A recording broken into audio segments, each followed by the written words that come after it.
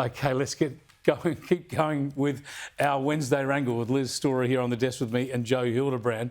I want to go to Washington and talk about how the whole dynamic there is changing. Now, we all know AOC, the favourite lefty of the Democrats. She's always been very big on pronouns, and she used to have pronouns on her Twitter handles, she, her and all that.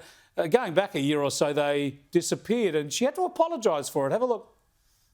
Oh, I'm sorry about that. They used to be on there. Let me go in and check and see if I can add them. Sorry about that. They used to be there. I guess they fell off, but I'll put them on right now. Yeah, the pronouns were very important. Now, the wise people... That's why the Democrats won the last election, by the way. Well, she's now dropped them off again, apparently. They're all getting rid of their pronouns there. They think there's a reaction against the whole pronouns thing, especially from Hispanic voters and the like, many of whom are Catholic. That's right. And have a look at this Republican, Steve Daines, a Republican senator turning up for duty. Listen to the way he kicks off his presser. Hi, I'm Steve Daines. My pronouns are Republican majority. I have a simple message for Chuck Schumer and for Bob Casey. It's over. Yeah, my pronouns are Republican majority. A bit of triumphalism there. Is it silly or... Well, it's deserved, but it looks like it's going to be short-lived. Upon the arrival of the midterms, the Republicans will very likely lose the House. So this short honeymoon period, where they've obviously got the presidency, they've won the Senate, they've got the majority in the House, they're going to have to make hay while the sun shines, because come the midterms, that heyday is going to be over. I love the fun and games, but I think this triumphalism leads to pain in the end. I love the spectacle of it, but I think they are, as my point of view, obviously, is the Democrats need to get their act together, and Labor here needs to watch very carefully what happens when you go down that elitist, woke, pronoun path, tertiary educated lefty vote and ignore conventional, traditional workers who have economic needs that dwarf any of that identity politics stuff, and also who often are migrants and therefore come from a background of traditional values. And again, it's good to see the Democrats are learning that lesson.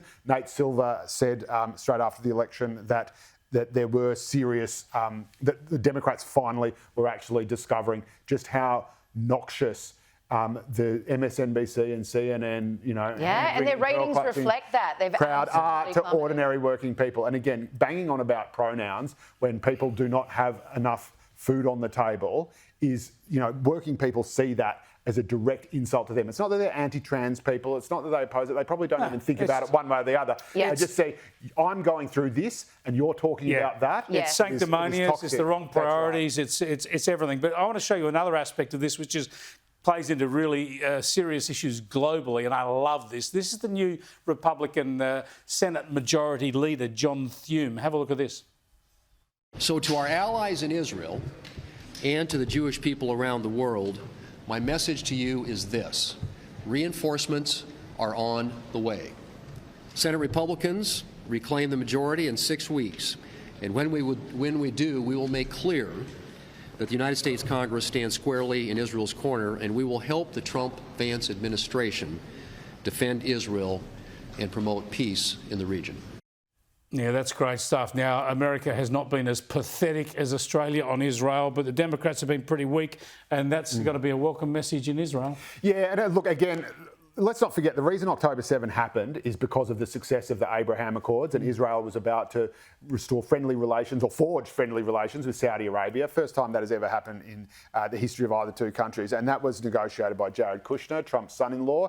Very Trumpian, get the family involved, face-to-face stuff. A lot of nepotism. A lot of nepotism, but it really worked. It worked in that case. And I can say, having been there, that before October 7, Israel was just rapt about it. They felt finally no longer in fear of their existence. That is what provoked October 7. Hamas did not want to see that. Well, Iran didn't want to see that. And Iran didn't want to see it either.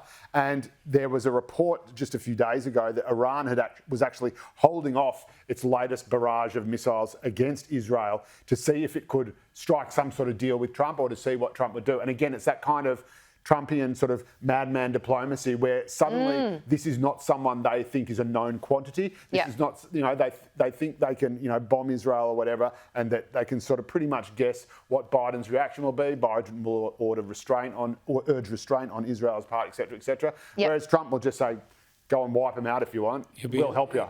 Peace through strength. Let me just go quickly to the president, Liz, and get your thoughts on this. Joe Biden's still mooching around the place. He's just been to Peru and Brazil for APEC and the G20, like Albo. The journos followed him around for a few days. They never got to ask him a question. So listen how they yell out to him as he departs. As a gift to the press, will you please talk to us? Mr. President, President Biden, please, we haven't heard from you all trip. Mr. President! I got the trip away with the president. I never, ever got to ask him a question. At least he's not wandering off into the rainforest. If that wasn't official footage, I would have sworn that someone had just done this really hilarious, hysterical voiceover. But look, this guy's tapped out. It's his 82nd birthday today, by the way. Happy birthday, Mr. President. Grandpa.